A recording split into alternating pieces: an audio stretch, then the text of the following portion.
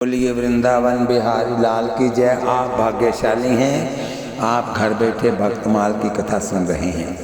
आज आप स्वामी रामानंदाचार्य जी की कथा सुनेंगे। जिस प्रकार श्री रघुनाथ जी ने बंदरों की सेवा को पार करने के लिए समुद्र पुल बनवाया था, उसी समय श्री रामानंदाचार्य जी ने संसारी जीवों को भव सागर से पार करने के लिए अपनी शिष्य पर शिष्या परंपरा से सेतु निर्माण कराया।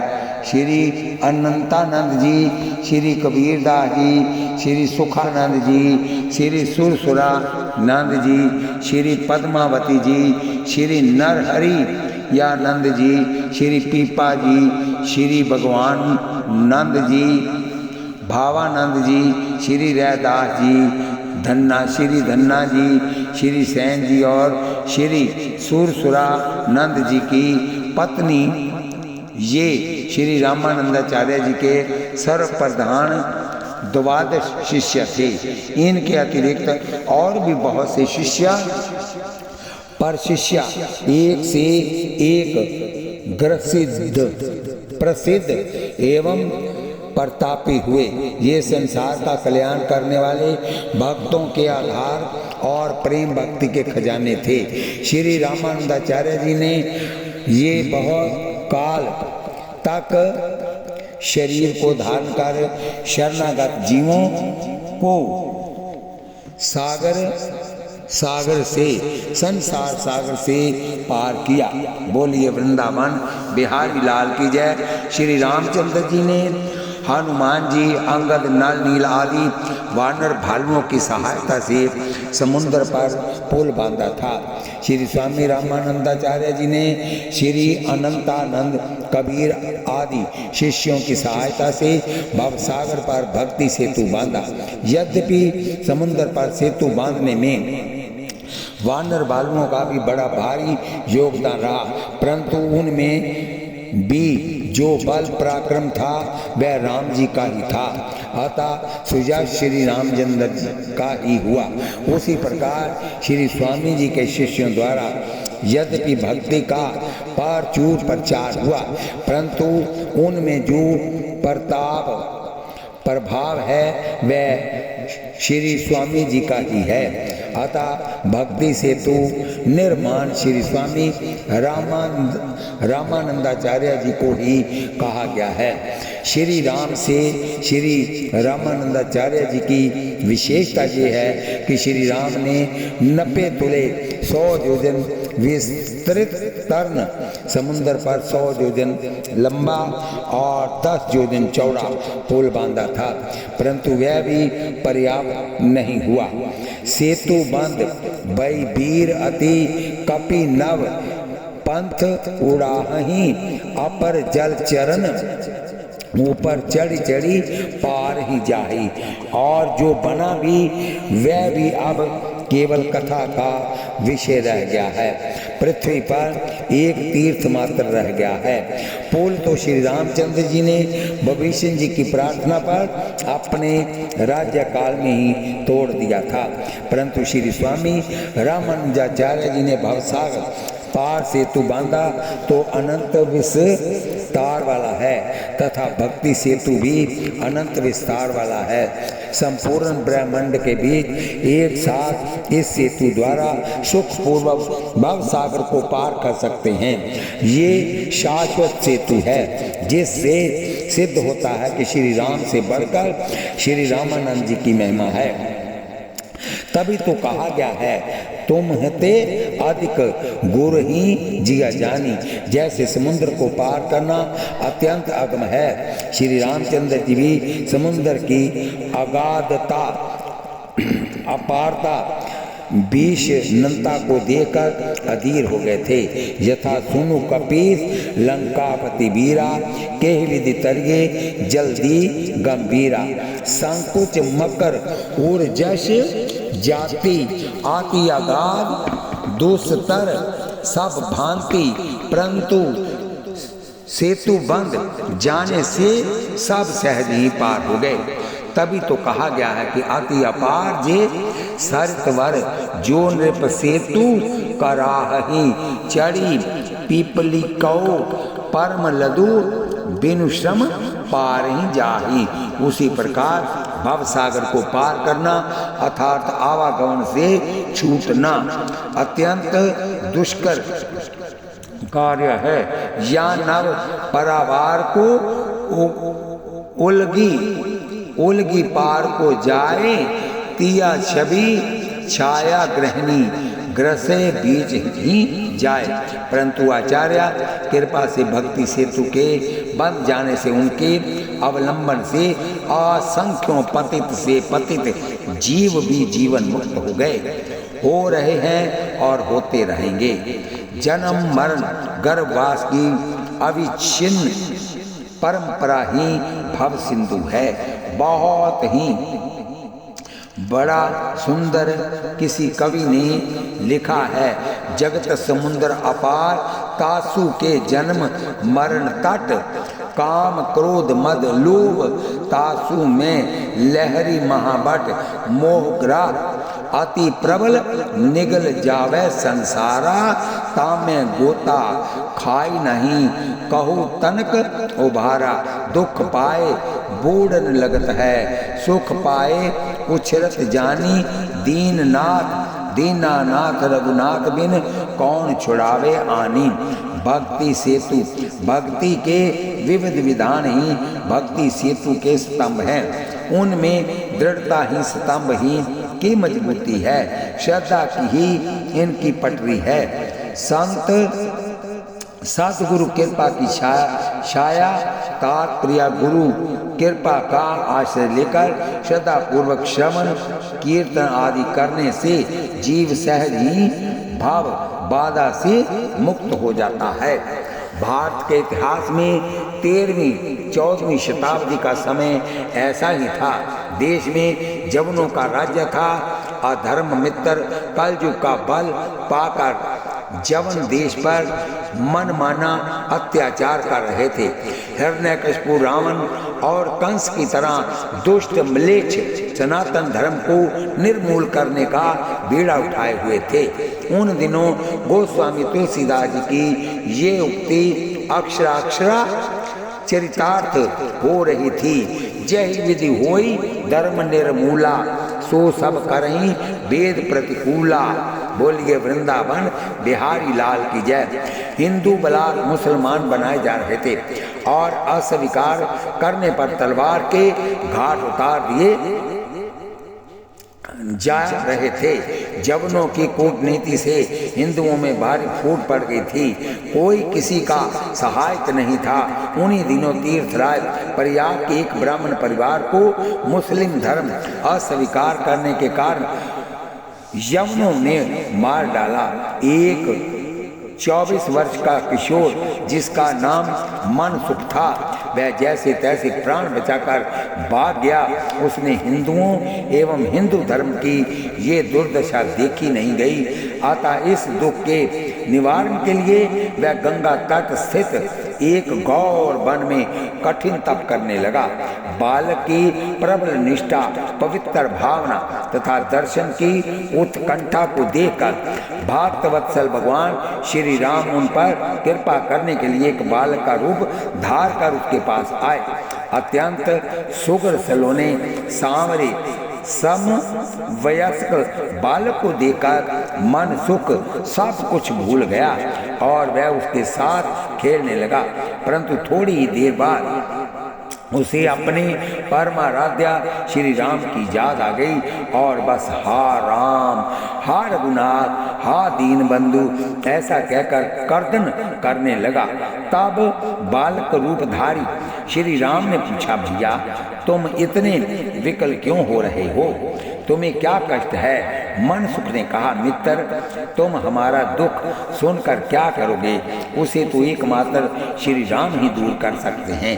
ये कहकर वह मूर्छित होकर पृथ्वी पर गिर पड़ा। करुणा वर्णालय प्रभु अब अधिक अपने को छिपा नहीं सके। मनसुख के साक्षात प्रकट होकर उसके सिर पर अपना वरद हस्त फेरने लगे। भगवान के श्री कर कमल का मृदुल संस्पर्श पाकर मन सुख चैतन्य हुआ तो सामने देखा नील सरोवर नील मणि नील नीलदर श्याम श्री राम को। मन सुख ने अपने प्रभु के चरणों में माथा टेक दिया। प्रभु ने मन भावना वर मांगने को कहा। मन सुख ने देश की देशवासियों की एवं सनातन धर्म की दुर्दशा कहकर प्रभु से इनकी रक्षा की प्रार्थना की। भगवान मन सुख को मनोवांछित वरदान देकर अंतर ध्यान हो गए।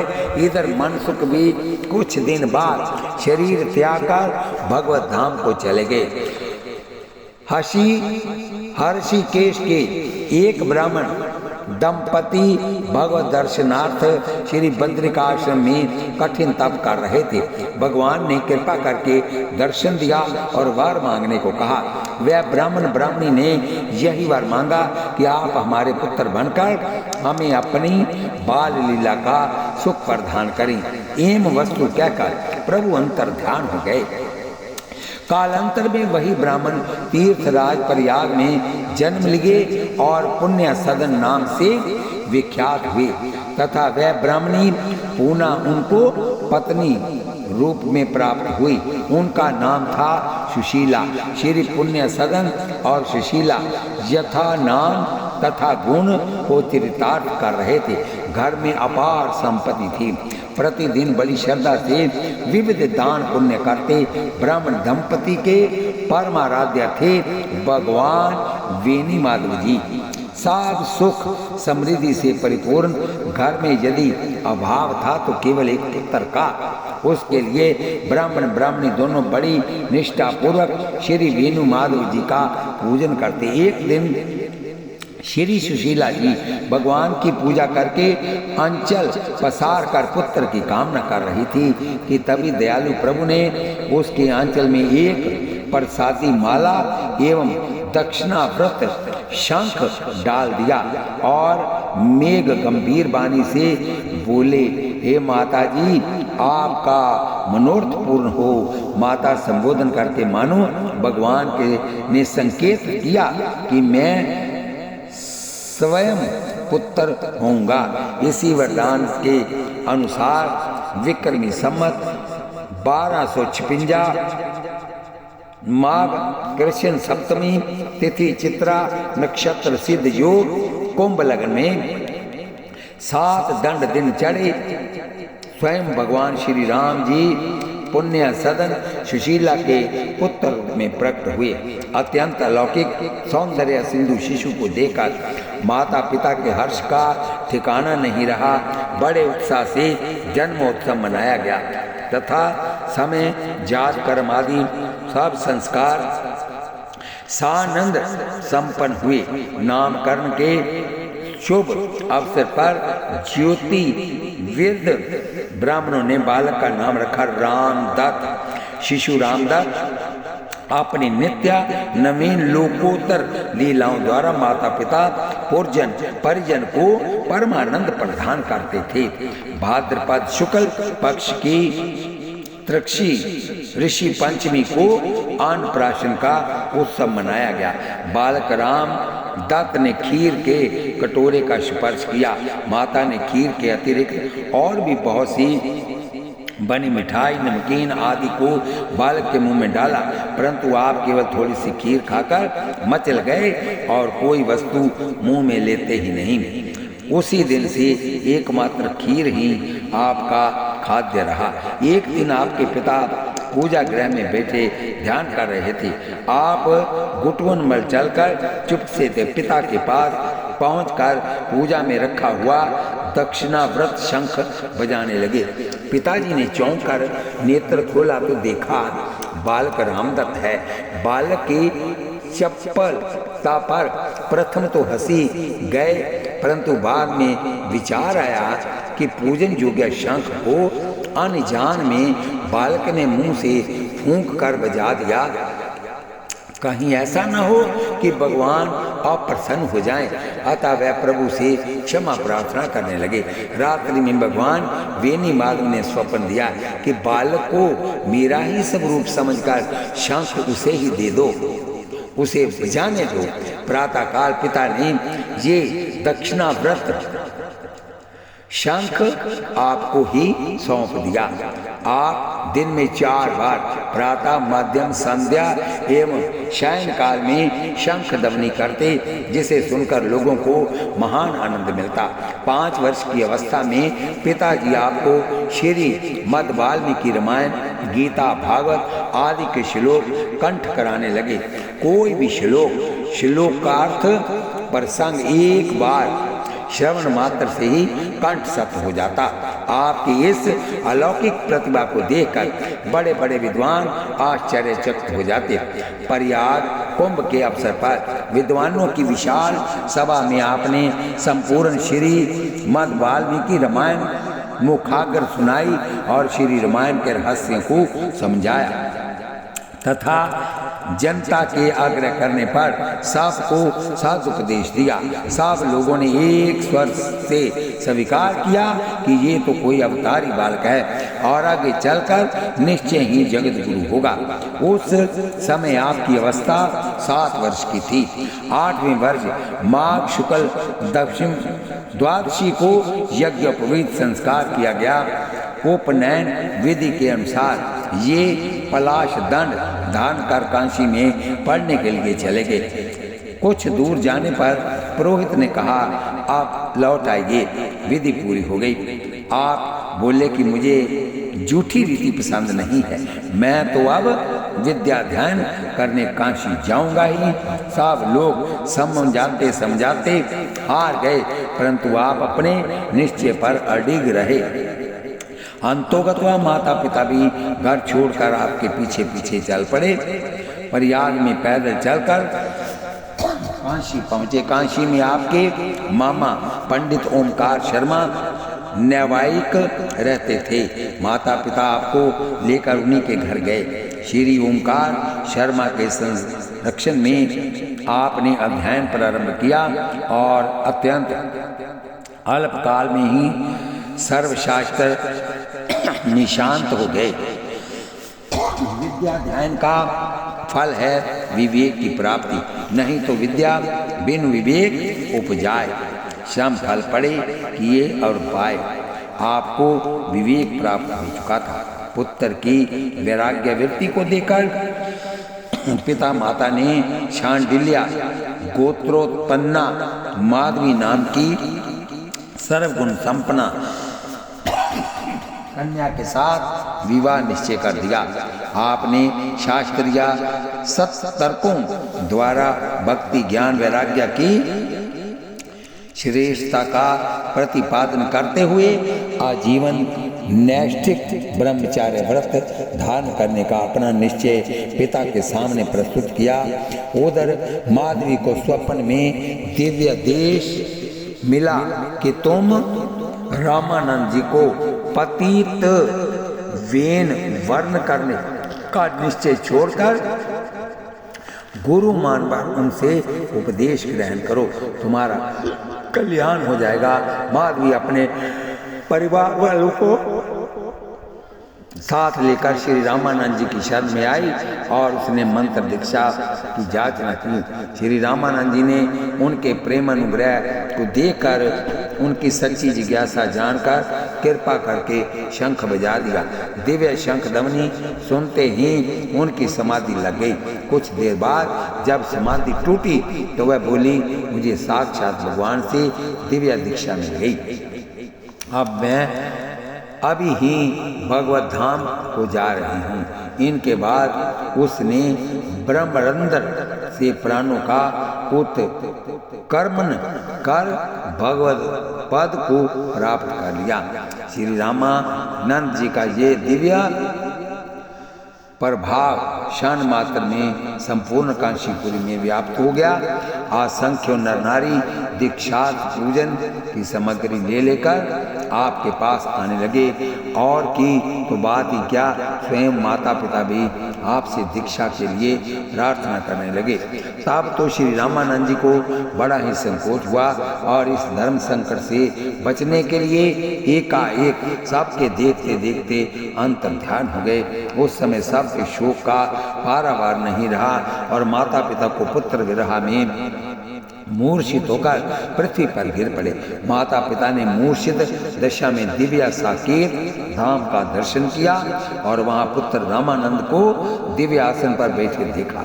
वे किरीट कुंडल धारण किए हुए थे तथा नील कमल के समान सुंदर श्याम शरीर था, परंतु दूसरे क्षण जब मूर्छा दूर हुई तो पुनः प्रबल पुत्र प्रेम उमड़ पड़ा और उस शोक के वेग को न सह सकने के कारण माता ने तत्काल शरीर त्याग दिया। इससे लोगों का दुख और भी दूना हो गया। सब लोग हा रामानंद की रट लगाए हुए थे। किसी को कुछ सोच नहीं रहा था कि अचानक सबके बीच श्री विशिष्टावतार स्वामी राघवानंद जी प्रकट हो गए। लोग पैर थके था जनुपाई सब ने मुनि को अपनी दारुण व्यथा कह सुनाई। सबकी अभिलाषा जानकर श्री राघवानंद जी ने श्री रामानंद जी के पुनः प्रगटय हेतु श्री राम महायज्ञ का अनुष्ठान करवाया।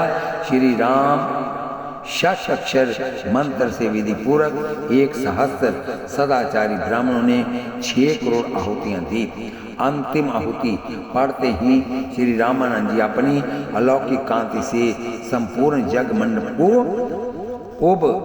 उद्भासित करते हुए पुनः प्रकट हो गए। इसी प्रसंग को लक्ष्य करके श्री नापा जी ने पूर्ण छप्पे में लिखा है, जिनके रामानंद प्रकट सर्वत्र हर्षोल्लास छा गया। लोग जय जयकार करने लगे। श्री रामानंद जी के अनुरोध पर श्री राघवानंद जी ने विधि पूर्वक श्री राम मंत्र की दीक्षा देकर जगत का कल्याण करने को कहा।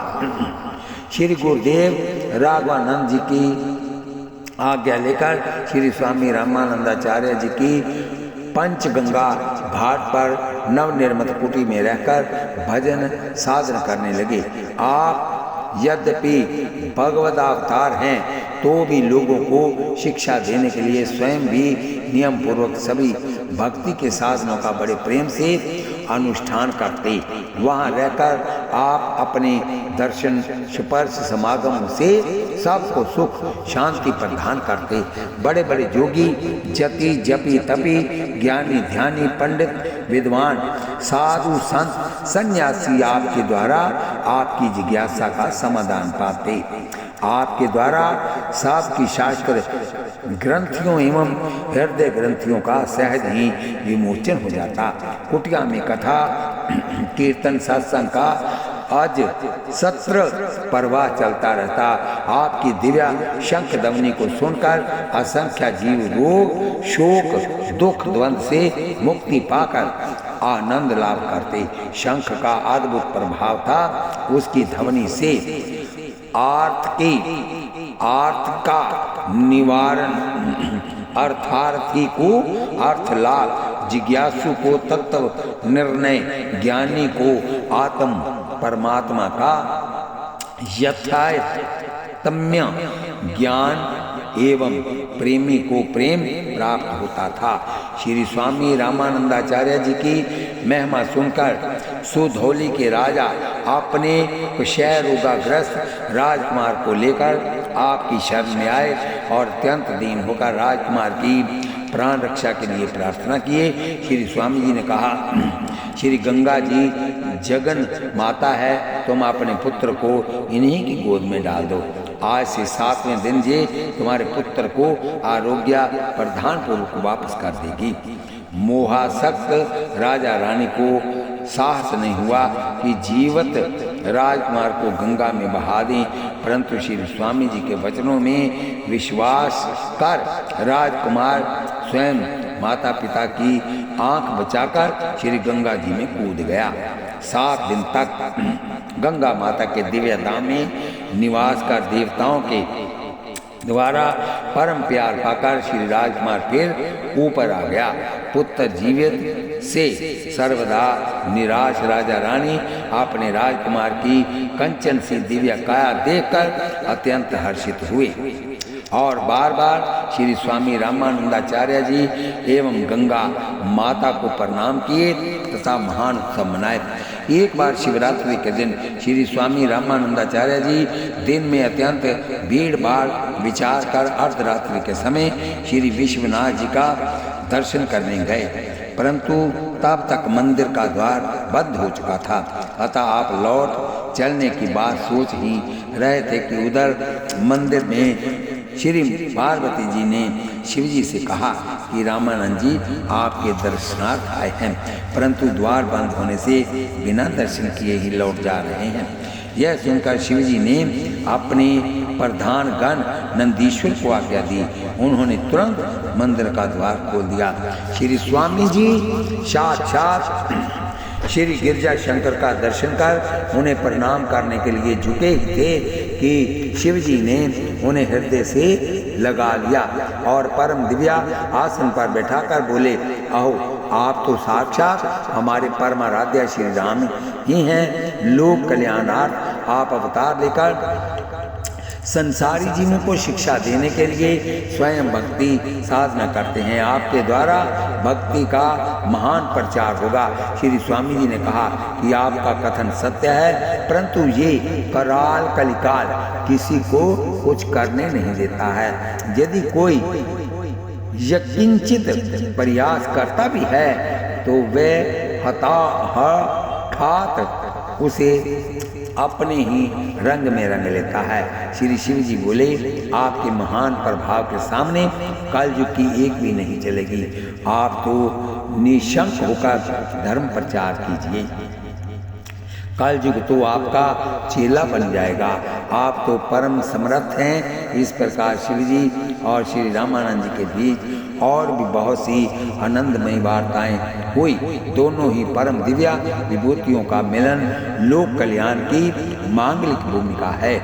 जब स्वामी जी विदा होने लगे तो श्री शिव जी बड़े ही भाव में भरकर बोले, जो कोई एक बार श्री राम नाम लेता है मैं उसे 3 बार प्रणाम करता हूँ, परंतु आप तो साक्षात रामानंद ही हैं, राम रूप ही हैं, श्री राम में ही रमन करते हैं।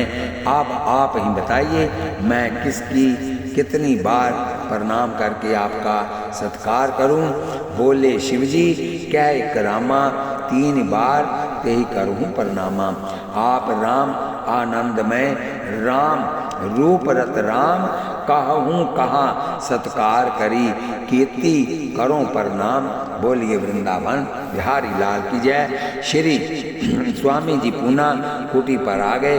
इसके कुछ ही दिन बाद एक दिन स्वामी रामानंदाचार्य जी ब्रह्म मुहूर्त में स्नान कर श्री राम मंत्र का जाप करने जा रहे थे कि इतने में कलयुग मूर्तिमान होकर आपके पास आया, परंतु आपके अप्रतिहत तेज से दर्शी चित्त कलयुग की हिम्मत नहीं पड़ी कि प्रत्यक्षतया कुछ विघ्न कर सके। अतः उसने छल का आश्रय लिया और आपके स्वर्ण के पंच पात्र में सूक्ष्म रूप से जा बैठा। जब स्वामी जी ने आचमन किया तो उन्हें तत्काल कली की उचाल का अनुभव हो गया। अतः डांट कर पूछे, तुम कौन हो, तुम क्यों आए? कलयुग डर गया और तुरंत प्रकट होकर बोला, प्रभु मैं कलयुग हूँ, सब लोग मुझे बुरा कहते हैं, अतः मैं आपके द्वारा उद्धार के लिए आपकी शरण में आया हूँ, आप मुझे अपना शिष्य बना लीजिए। श्री स्वामी जी ने कहा कि तुम आज तक किसी के शिष्य क्यों नहीं बने? श्री वाल्मीकि जी श्री व्यास जी का श्री शिष्यत्व क्यों न स्वीकार किए? यहाँ क्यों आए? कली ने कहा, नाथ मैं गया तो सबके पास, परंतु सब ने हमें छली कपटी करूर कुटिल कहकर ठुकरा दिया। अतः आप अदम उदाहरण पतित पावन दीन बंधु की शरण में आया हूँ। श्री राम रूप में आपने बड़े बड़े आदमी अधमों का अपमान अपनाया है, निषाद गीत बेलनी पर अनुग्रह किया है, कपट रूप राक्षसों को भी सदगति दी है। अतः कहीं और नहीं भटककर आपकी ही शरण में आया हूँ। कल की इस दीनता पर श्री स्वामी जी रीझ गए और शिव जी के चरणों को वचनों को याद कर कृपा करके उन्हें श्री राम मंत्र की दीक्षा प्रदान दिया। बोले साधु भय तुम्हारे गुरु भाई, इनको जनी बनियो दुखदाई, दोष सहित बहु गुण हूँ तुम में, ताते शिष्य बनायो हमने। सूंगे सांचे संत सुजाना, करिहे नाम रूप गुण गाना। तीन को कबहूँ दुखी नहीं करियो, निश्चय तब आयसु अनुसरी हो। साधु बनी माया को संची हैं, ते मोते एको नहीं बची हैं। एक बार श्रृंगेरी मठ में के आचार्य श्री भारती तीर्थ जी एवं उनके अनुज श्री माधवाचार्य जी काशीपुरी आए हुए थे। श्री स्वामी रामानंदाचार्य जी का सुजात श्रवण कर उनके मन में भी दर्शन की इच्छा हुई। अतः रात्रि के समय शब्द वेश धारण कर कुटी पर आए। सर्वज्ञ श्री स्वामी जी दोनों आचार्यों का शुभागमन जानकर अपना दक्षिणाव्रत शंख बजा दिए। शंख ध्वनि सुनते ही वे समाधि सत हो गए और उस समाधि दिशा में श्री स्वामी जी के श्री राम स्वरूप का दर्शन कर परमानंद आनंदित हुए। फिर तो समाधि छूटने पर अपने सहज रूप से स्वामी जी के दर्शन किए। परस्पर शास्त्रालाप के अनंतर श्री भारती तीर्थ जी ने निवेदन किया कि अनुज मोर चाहत कर्ण वेद भाष्य महाराज, ऋषियन कर ये काज बढ़ जाही करिए ऋषिराज। श्री स्वामी जी ने अपना वरद हस्त माधवाचार्य जी के मस्तक पर फेर कर पल मात्र में उन्हें ऋषि तब प्रदान कर दिया और थोड़े ही शब्दों में समस्त वेदों का सार समझा दिया। वह दोनों आचार्य श्री स्वामी जी का गुण गाते हुए अपने स्थान को लौट गए। श्री स्वामी रामानंदाचार्य जी के प्रभाव के साथ साथ उनकी शिक्षा पर शिष्य परंपरा का भी बड़ा विस्तार हुआ। आपके असंख्य शिष्यों में से 96 में वर्णित श्री अनंतानंद जी, श्री कबीरदास जी आदि 12 शिष्य प्रधान हैं, जिनका चरित्र आगे वर्णन किया जाएगा। बोलिए वृंदावन बिहारी लाल की जय।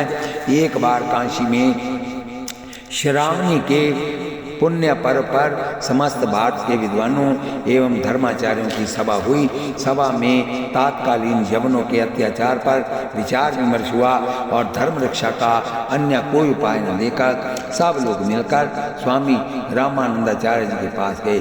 श्री स्वामी जी के दर्शन मात्र से सबको परम शांति मिली। अतः दृढ़ विश्वास हो गया कि अब निश्चय ही हमारे तिलक जनेऊ माला चोटी की लाज रह जाएगी। सब लोगों ने श्री स्वामी जी से देश की परिस्थिति निवेदन की। महाराज जवन रूपी प्रचंड जंजावत में पड़कर धर्म का जहाज डूबना चाहता है। धर्म प्राण भारत की जनता महान कष्ट पा रही है। स्वर्ग से भी श्रेष्ठ भारत भूमि को जवन खाल नरक तुल्य करने पर तुले हैं। हम सब आपकी शरण आए प्रभु, रक्षा करो रक्षा करो। श्री स्वामी जी ने सबको धैर्य बंधाया और मंगल भवन अमंगलहारी भगवान नाम का स्मरण करने को कहा। सब लोग आश्वस्त होकर श्री हरि नाम संकीर्तन करते हुए अपने अपने स्थान हो गए। श्री स्वामी रामानंदाचार्य जी ने जवनों को शिक्षा देने के लिए काशीपुरी से ही अपनी आचिंत्य शक्ति को प्रेरित किया, जिससे कि सभी मुल्ला मौलवी जब नमाज पढ़ने जाते तो उनकी जीवा में लकवा मार जाता। संपूर्ण भारत के मुसलमानों में हाहाकार मच गया।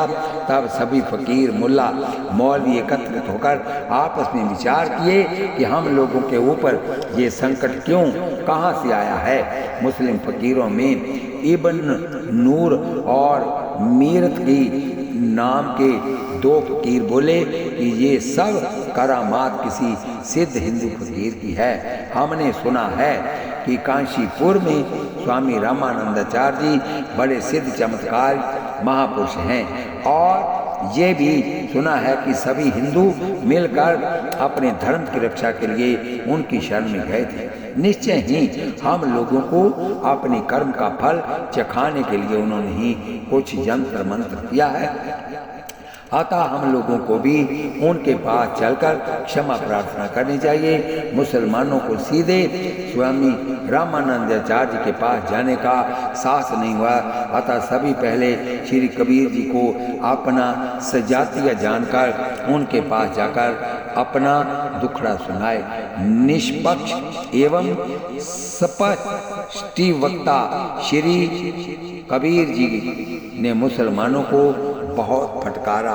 दिन भर रोजा रहते हैं, रात हनत है गाय, ये तो खून व बंदगी कैसे खुशी, खुदाए बोलिए वृंदावन बिहारी लाल की जय। इस कथा को हम यहीं पर विश्राम देते हैं। कल फिर रामानंदाचार्य जी की कथा होगी, और कथा सुनते हुए आप हाथ में माला लीजिए, मुंह से नाम जपिए, आंखों से दर्शन कीजिए और जीवा से नाम जपिए। एक पंथ चार काज हो, एक पंथ चार काज हो गए। और कथा सुनते हुए आप इसको सब्सक्राइब, लाइक, शेयर करें।